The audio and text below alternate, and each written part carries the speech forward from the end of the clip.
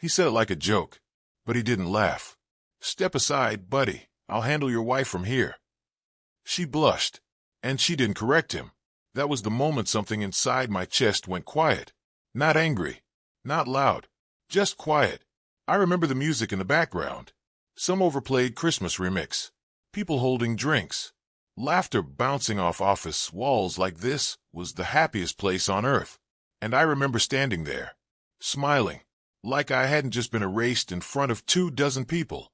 "Folks, Uncle Mickle here. I didn't expect to ever say this out loud. I'm not a jealous man. Never have been. I don't puff my chest out.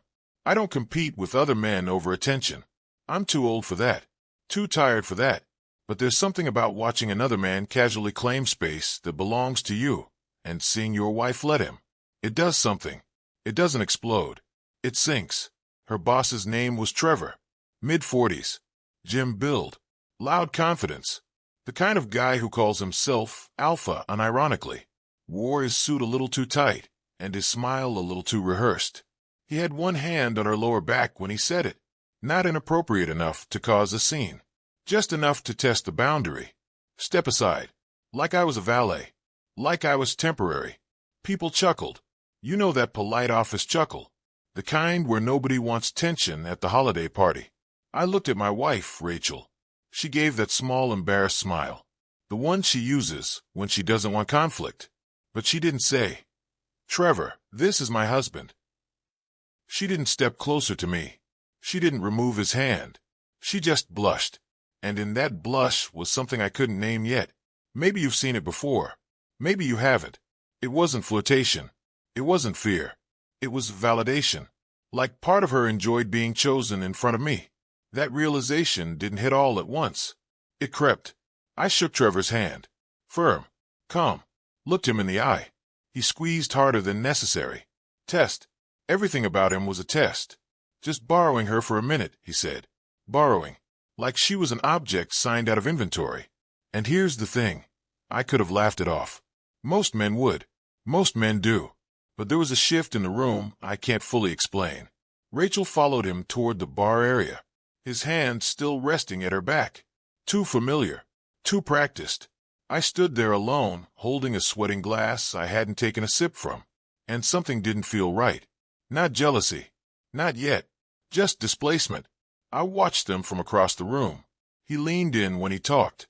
She tilted her head up to hear him over the music. He said something. She laughed. He touched her arm this time. Light. Casual. Intentional. You ever see two people interacting and realize you're the only one who feels out of place? That was me. I could have walked over. I didn't. Instead, I reached into my pocket and pulled out my phone. I didn't even know who I was calling yet. I just knew something needed to shift. Because whatever Trevor thought this was, whatever Rachel thought this was, it wasn't harmless. And I had this strange, steady feeling that if I didn't act right then, calmly, quietly, I was going to lose more than just face at a Christmas party. I stared at my phone screen. My thumb hovered. I glanced up again. Trevor said something close to her ear. She didn't step back. That's when I made the call. Not dramatic. Not loud. Just one call. And within minutes, he went pale. I'll tell you how that happened. But first, you need to understand something about my marriage and about me. Because what happened that night didn't start at that party. It started long before. Rachel and I weren't the dramatic type. We were steady. Met in our early 30s. Late enough to know what we didn't want. Early enough to still believe in building something real. No whirlwind romance. No chaos. Just comfort that slowly turned into commitment. I like that about us. She was organized. Driven. The kind of woman who color-coded calendars and remembered birthdays without reminders. I was the quieter one. Worked in logistics management for a regional distribution company. Long hours. Predictable routine. I didn't chase status. I chased stability. And for a long time, that was enough. We bought a modest house in a quiet neighborhood outside Columbus. Not flashy, but it was ours.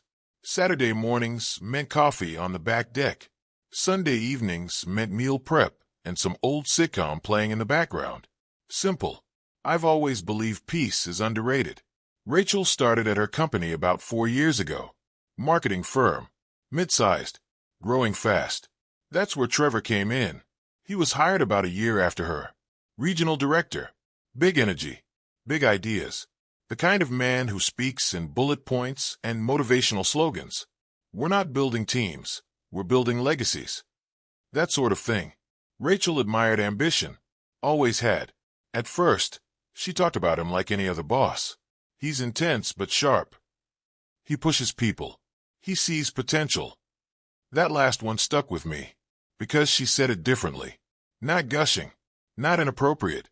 Just impressed. And look, I wasn't threatened by that. I've worked under leaders I respected too. It's natural to appreciate someone who elevates you professionally. But about 6 months ago, something shifted. She started staying later. Not dramatically later. Just enough that dinner moved from 6:30 to 8. Then sometimes 9. It's end of quarter stuff. We're preparing a pitch. Trevor wants the presentation perfect. Trevor wants. Trevor thinks. Trevor says. His name started showing up in our kitchen conversations more than I realized at the time. I didn't confront it because there wasn't anything concrete to confront. And honestly, I trusted her. We weren't the couple that checked phones or demanded constant reassurance. If she grabbed her phone and turned slightly away while texting, I didn't dissect it. If she had after-work drinks with the team, I didn't time her return. Trust should feel quiet. That's what I always believed. But I did notice something subtle. She started dressing a little sharper for work. New blouses. More fitted. Nothing inappropriate. Just intentional. One evening I made an offhand comment. Big meeting tomorrow?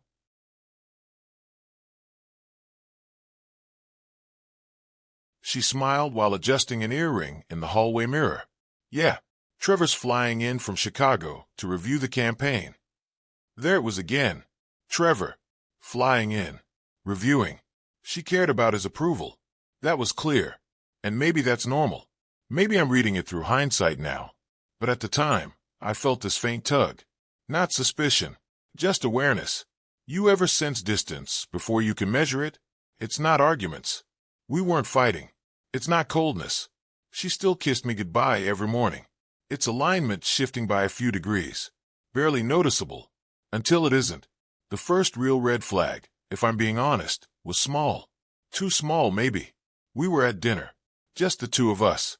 Italian place down the street we've gone to for years. Her phone buzzed. She glanced at it. Smiled. Then flipped it face down. Work? I asked casually. Yeah. Trevor being Trevor. He never shuts off. She laughed lightly. But there was something else in that smile. Something she didn't elaborate on. I let it go. Because trust doesn't interrogate every smile. And I didn't want to be that guy. I've seen men unravel themselves by chasing ghosts. So I stayed steady. Maybe too steady. The Christmas party invite came a few weeks later.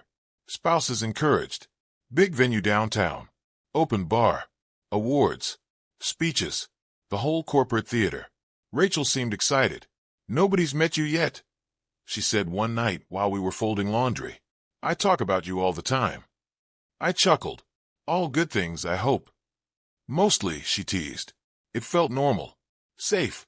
But I did notice she was unusually focused on what she'd wear. Ordered 2 dresses online.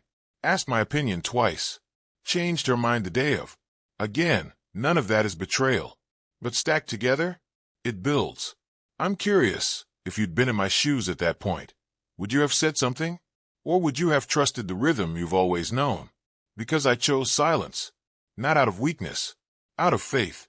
And that's what made that moment at the party hit differently. It wasn't just a man crossing a line. It was the realization that maybe the line had been moving for months, and I hadn't noticed. The party started like every corporate Christmas party I've ever suffered through. Too much lighting. Too much glass. Too many people pretending they loved each other because it was December. Rachel introduced me around. Co-workers smiled, shook my hand, made small talk about traffic and weather. Normal stuff. Trevor didn't appear right away, and I didn't ask about him, but I felt his presence before I saw him. You know how some men walk into a room like it belongs to them? Shoulders back. Slow steps. Eye contact that lingers half a second too long. That was him. He spotted Rachel first. His smile changed. It wasn't professional. It wasn't inappropriate either. It was personal. He opened his arms slightly as he approached, like he was greeting someone familiar. "Rachel," he said warmly. "Not Miss Harper. Not hey there. Just Rachel." He hugged her. A side hug, but full contact. His hand settled low on her back again. Same spot as earlier, like it had muscle memory. I watched her posture. She didn't stiffen. She didn't step back quickly. She laughed softly when he said something near her ear. Then she remembered I was there. "Oh, Trevor, this is my husband, Mick." He extended his hand toward me. Firm grip. Tight smile. "I've heard a lot about you," he said. "That sentence always carries weight." "Have you? What exactly have you heard?" I kept my expression neutral. "All good things, I hope." He held my gaze a little longer than necessary. "She speaks highly of you." Speaks. Present tense. Interesting. Small details. But they matter. We exchanged the usual surface-level pleasantries. Work talk. Traffic. Weather again. Then he shifted his body slightly toward Rachel, as if I were an afterthought. That's when he said it. "Step aside, buddy. I'll handle your wife from here." It was framed as humor, but the way he said handle, there was ownership in it, and the room reacted with that awkward chuckle again. Nobody wants to be the one who makes things tense at a holiday party. I waited for Rachel to correct him. She didn't. She smiled, blushed, and followed him. That's the inciting moment most people would focus on. But the real shift happened about 10 minutes later. I was standing near a high table when one of her co-workers, a younger guy named Dylan, sidled up beside me. He looked uncomfortable. "You work in logistics, right?" he asked. "Yeah." He nodded, took a sip of his drink, hesitated. Then, "Trevor really values Rachel." I kept my tone easy. "That's good to hear." "Yeah," he said quickly. "They work closely." There was a pause there. One of those pauses where words are sitting on the edge of someone's tongue. I didn't push, but I didn't break eye contact either. He lowered his voice slightly. "Trevor has a reputation." There it was. What kind of reputation? I asked calmly. Dylan glanced across the room to where Trevor and Rachel were standing at the bar. "Just likes to blur lines sometimes. With high performers." "High performers. That's how you dress it up." I nodded slowly. "And Rachel?" I asked. He shrugged. "She's smart. She keeps it professional." Keeps. Present tense again. But his tone wasn't confident. It was careful. He finished his drink quickly and excused himself. I stood there replaying every late night, every flipped phone, every extra effort in front of the mirror. I didn't feel rage. I felt something colder. Possibility. I watched Trevor again. He leaned close when he talked. Too close for loud music. His hand brushed her arm when emphasizing a point. She didn't recoil. She didn't invite it either. But she didn't shut it down. And that's where the dilemma formed. Was I witnessing harmless workplace dynamics? Or was I the only one who didn't realize the boundaries had already shifted? Because here's the hard part. If I walked over and made a scene, I'd look insecure. If I ignored it and something was actually happening, I'd look blind. There's a thin line between trust and negligence. I could feel myself standing right on it. Then my phone buzzed. I glanced down. A text. From Rachel. "You okay?" I looked up. She was across the room, watching me. That caught me off guard. Why would she ask if I was okay? Had she sensed my shift? Or was she managing perception? I typed back, "All good." She responded with a heart emoji. That tiny digital heart felt heavier than it should have, because now I wasn't just observing Trevor. I was observing her, and I realized something uncomfortable. This wasn't about a single inappropriate comment. This was about power. Trevor testing mine, Rachel navigating his, and me deciding whether to remain the quiet husband in the corner or remind the room who I was. I stared at my phone again, scrolled once, found the name I needed, hovered, and thought, if I make this call, there's no pretending after, no smooth recovery, no plausible deniability, just truth. I looked up one more time. Trevor leaned in close to her ear. She smiled. That was enough. I pressed dial. The call didn't go to voicemail. It rang once, twice. "Hey, Mick," the voice answered. Calm, direct, familiar. "I need you to look into something," I said. keeping my eyes on Trevor across the room. What kind of something? Professional conduct. Marketing firm. Regional director named Trevor Collins. There was a pause on the other end. Not confusion. Recognition. Which office? I gave him the company name. Another pause. Longer this time. That's interesting, he said quietly. I didn't ask what he meant. I'll call you back, he added, and the line went dead. I slipped my phone back into my pocket, like nothing had happened. No drama. No sudden movements. Just observation. Trevor's hand was on Rachel's waist now. Subtle. Not grabbing. Just resting there as if it had every right to be. She didn't remove it, but she wasn't leaning into him either. It was neutral compliance. And that's what unsettled me. Because compliance isn't innocence. It's calculation. I walked toward the bar slowly. Not to confront. Just to be present. They noticed me at the same time. Trevor smiled like we were teammates. Mickle, we were just talking about leadership growth. Were you? Rachel gave me a look I couldn't quite read. It wasn't guilt. It wasn't excitement. It was alertness. You having fun? She asked. Yeah, I said evenly. Learning a lot. Trevor laughed at that. I like this guy, he said, patting my shoulder like we were equals. But we weren't equals. He was testing territory, and I was measuring the perimeter. My phone buzzed 20 minutes later. I stepped away to answer it. Where are you? My friend asked. Downtown. At the party. He exhaled slowly. You sure you want this tonight? Yes. Another breath. Okay. Trevor Collins isn't just a regional director. He's under review. My chest tightened slightly. For what? 2 prior internal complaints. Both settled quietly. Quietly. What kind of complaints? Inappropriate relationship allegations. Subordinates. One transferred. One resigned. The music inside the venue felt suddenly distant. And Rachel? I asked. No official complaint involving her. Official. But, he continued, there was a rumor last quarter. HR flagged repeated late-night badge access logs. Same floor. Same nights. I didn't speak. Could be work, he added. Could be nothing. But it wasn't nothing. Patterns rarely are. I ended the call and stood there for a moment longer than necessary. 2 prior allegations. Settled. Transferred. Resigned. And now my wife was his rising star. I walked back inside slower this time. The party felt different. The laughter sounded sharper. The lights harsher. Trevor was giving a small toast near the center of the room, holding a glass, talking about team synergy and breaking ceilings. Rachel stood beside him, close, not touching, but close enough that proximity looked intentional. He mentioned her by name during the speech. Rachel's campaign this quarter? That's the future of this company. Applause. She smiled modestly, blushed again. There it was. That blush. It wasn't romantic. It wasn't innocent either. It was approval soaking in. And I realized something painful. Trevor didn't just want her attention. He wanted the narrative. He wanted to be the man who discovered her brilliance. The mentor.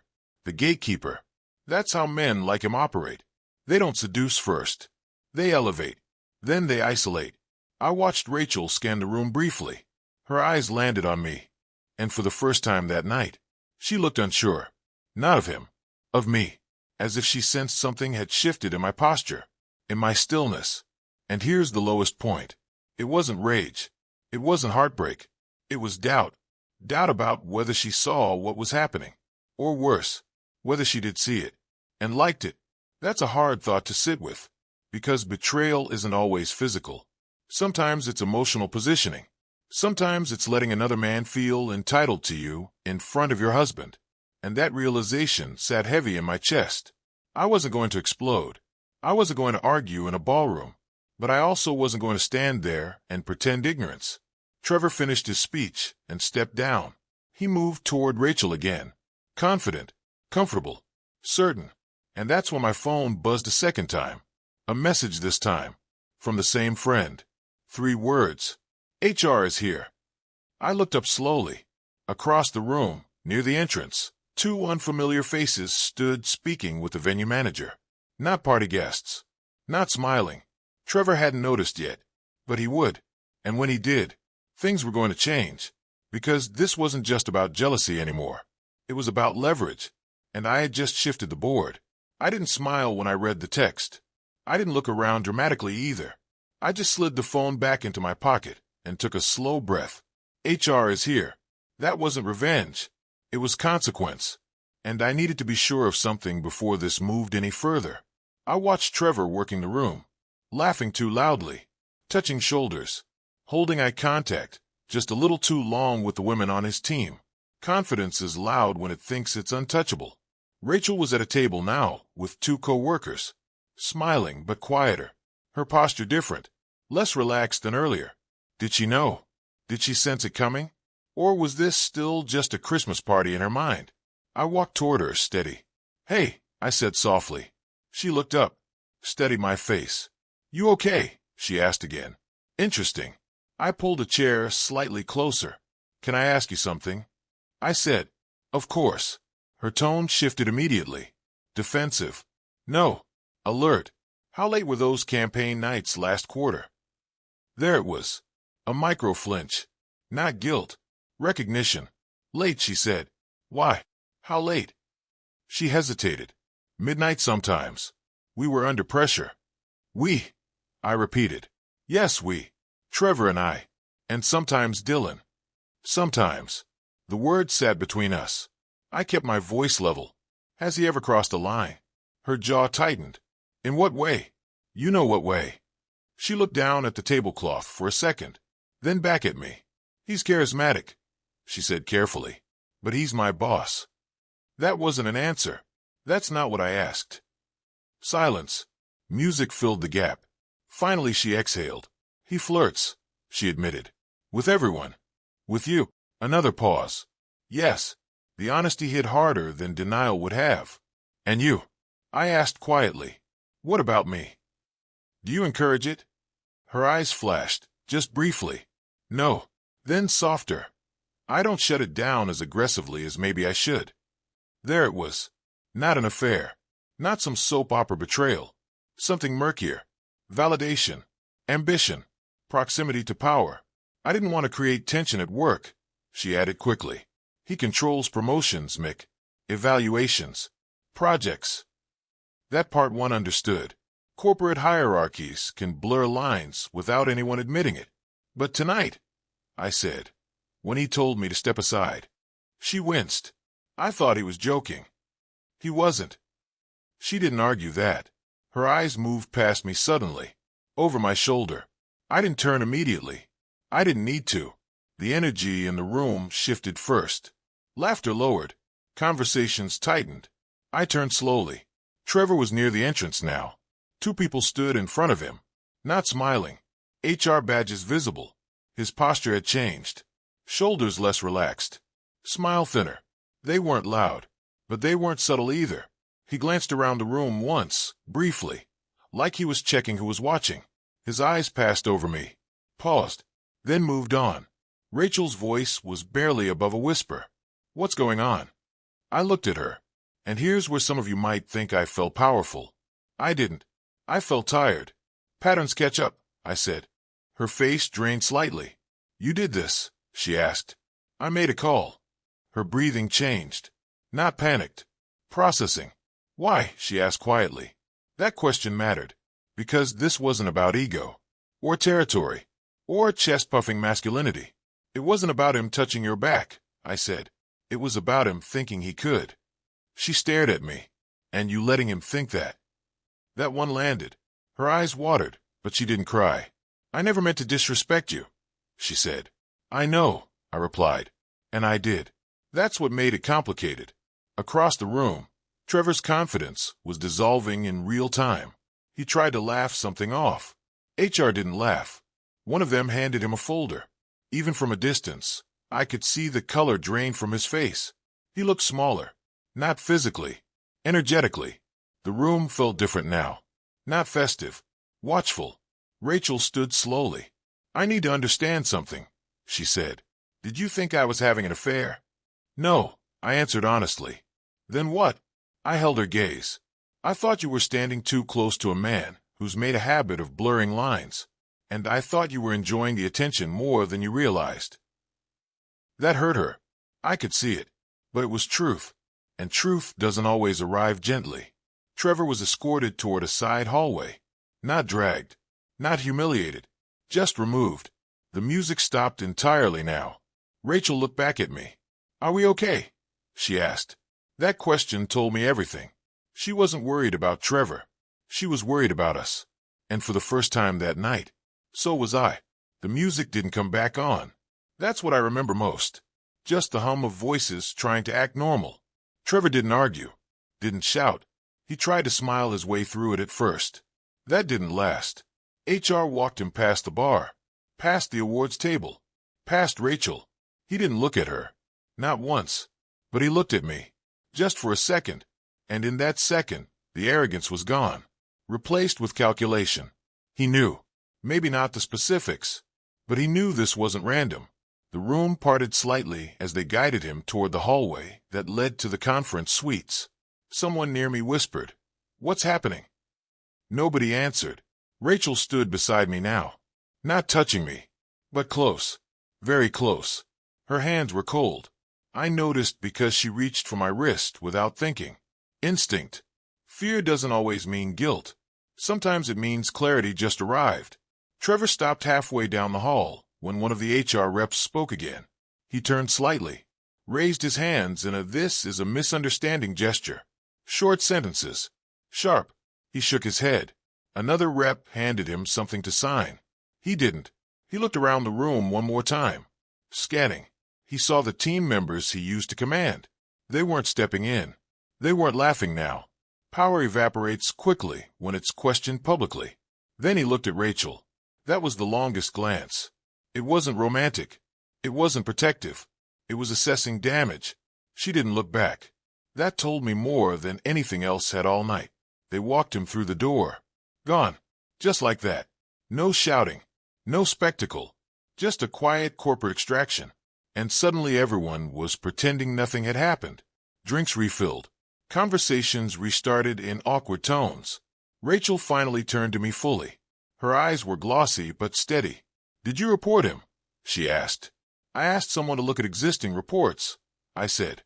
"That's not the same." "No, it's not." She searched my face. "Did you do it because of what he said to you?" There it was. The morality question. Was this about protecting my marriage or protecting my pride? I answered honestly. I did it because men like him count on silence. She held my gaze. "And because you felt disrespected?" "Yes." Silence stretched between us. "I need to know something," she said quietly. "If HR hadn't been here tonight, what would you have done?" That question hit harder than Trevor's comment ever did. I didn't answer right away. Because the truth, I don't fully know. Maybe I would have confronted him privately. Maybe I would have told her we were leaving. Maybe I would have said nothing and carried it home like poison. I looked down at her hand, still resting lightly on my wrist. "I didn't want to fight him," I said finally. "I wanted the truth to surface." She nodded slowly. "Did you think I was choosing him over you?"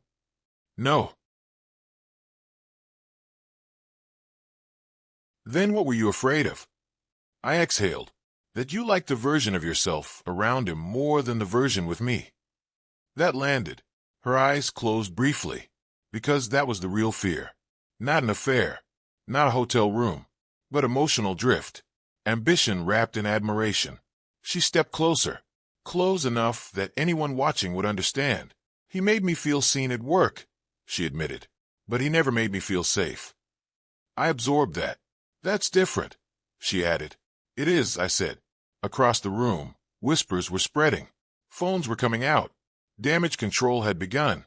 One of the HR reps returned briefly and spoke to the event coordinator. The party was officially ending early. People grabbed coats, avoided eye contact. Rachel turned back to me. "You changed something tonight," she said. "I know. Are you proud of it?" That one made me pause. Pride wasn't the word.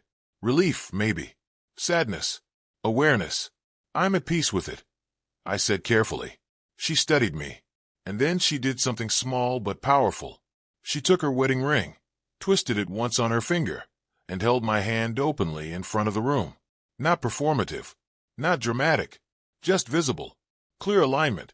And in that moment, the tension that had been building all night shifted, not gone, but redirected. Trevor's shadow wasn't standing between us anymore. Now it was just us. And the truth. We walked out together without saying much more. Cold air hit our faces outside the venue. No music, no laughter, just quiet December night. As we reached the car, she stopped, turned to me. If he hadn't been investigated already, would you still have made that call? I met her eyes, and for the first time that night, I wasn't completely sure. The drive home was quiet, not hostile, not tense, just heavy. Street lights passed across the windshield in steady intervals, like the night was trying to give us space to think between flashes. Rachel kept her hands folded in her lap for most of the ride. She wasn't scrolling, wasn't texting, just staring out the window. I kept both hands on the wheel. 10 years of marriage doesn't unravel in one night, but it can get tested in one. About halfway home she spoke. I didn't realize how it looked, she said. I didn't respond immediately. I wanted to hear the rest without steering it. At work, it feels different, she continued. He praises you. He gives you visibility. He loops you into strategy meetings. And you tell yourself it's merit. She swallowed. Maybe part of me liked being the favorite. Honesty has a certain weight to it. It doesn't float. I never wanted him, she added quickly. That's not what this was.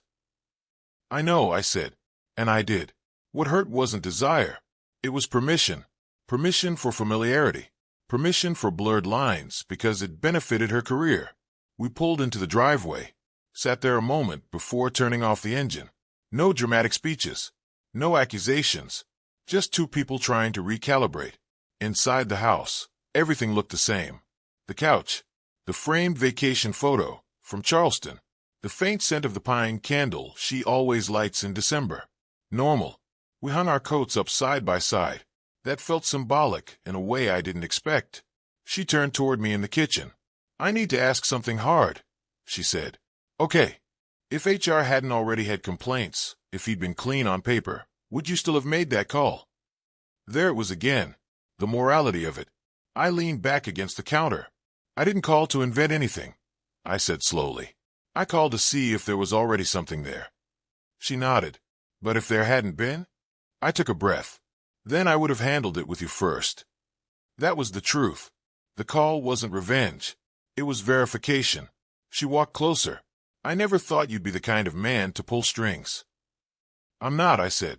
I'm the kind of man who protects what's his. That sentence could sound possessive if taken wrong. I didn't mean ownership. I meant commitment. Marriage isn't territorial, but it is sacred, and sacred things deserve defense. She reached for my hands.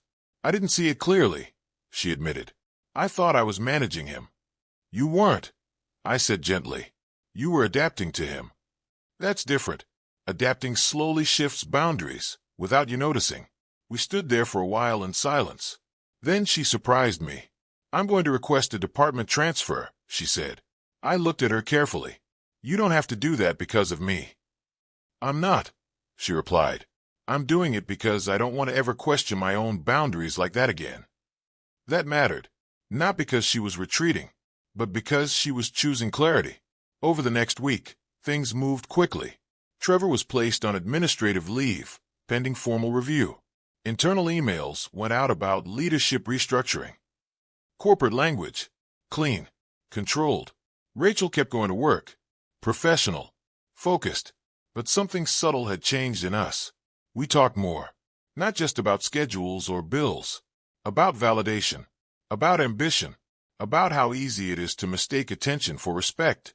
One night, sitting on the back deck despite the cold, she asked me something unexpected. Were you ever tempted to embarrass him publicly? I thought about that. Yes. For a split second when he told me to step aside. For a flash when he put his hand on her waist. But that urge passed quickly. I didn't want to win a moment, I said. I wanted to protect the future. She squeezed my hand. That's why I married you. That one landed deeper than any apology could have. We're not naive. There will be other Trevors in the world. Other confident men who test boundaries. Other moments where ego and ambition mix in complicated ways. But now we see it clearer, and seeing something clearly makes it harder for it to control you. A week after the party, Rachel came home with news. She'd been offered a new project. Different oversight. No direct tie to Trevor. She looked lighter, telling me.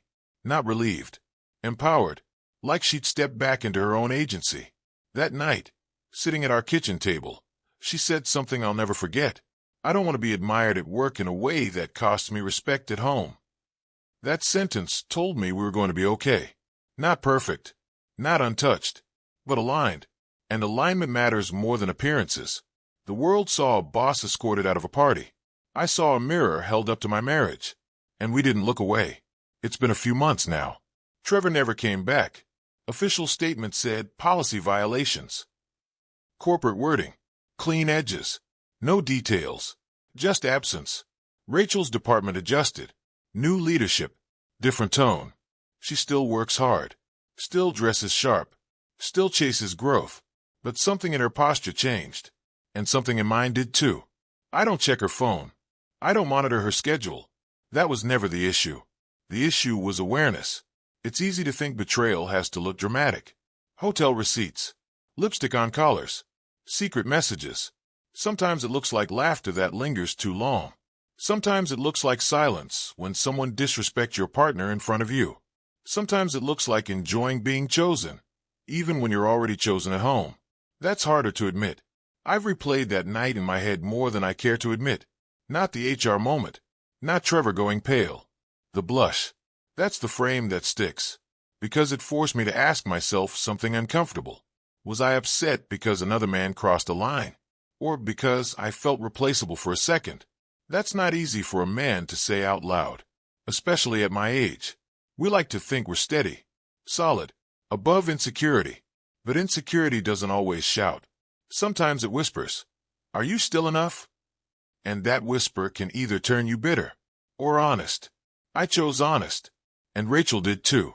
We had conversations we probably should have had years ago. About ambition. About validation. About how different environments bring out different versions of us. Work Rachel is sharp, competitive, driven. Home Rachel is softer, reflective. Both are real. But neither should undermine the other. And I had to check myself too. I asked her one evening, do I make you feel seen? Not as a wife. As a woman with goals. That question mattered more than any HR investigation ever could. She didn't hesitate. Yes, she said. But differently. I had to sit with that word. Differently doesn't mean less. It means grounded. There's a difference between being admired and being known. Trevor admired her performance. I know her patterns. Her doubts. The way she overthinks emails before sending them. The way she twists her ring when she's stressed. Admiration is loud. Being known is quiet. And quiet wins long term. If you're listening to this, and you've ever felt that subtle shift in a relationship, that moment where something doesn't explode, but it doesn't sit right either, don't ignore it, but don't weaponize it either. There's a line between protecting your marriage and protecting your ego. I had to ask myself that in real time. Did I make that call purely out of principle? Or was there pride mixed in? Truth is, probably both. And that's human. What matters is what you do after. We didn't sweep it under the rug. We didn't pretend it was nothing. We talked. We adjusted. We tightened boundaries that had gotten lazy. Because boundaries don't just protect from others. They protect from drift. I'm curious. If you had been standing where I was that night, would you have made the call? Or would you have handled it differently? There's no perfect answer. Just consequences you have to live with. Rachel and I are good. Not because nothing happened, but because something did, and we faced it. Together. So that's my story, folks. If it resonated with you, go ahead and hit that like button, subscribe to the channel, and tell me in the comments where you're listening from. I want to know how far Uncle Mickle's voice travels. Respect isn't demanded loudly, it's protected quietly.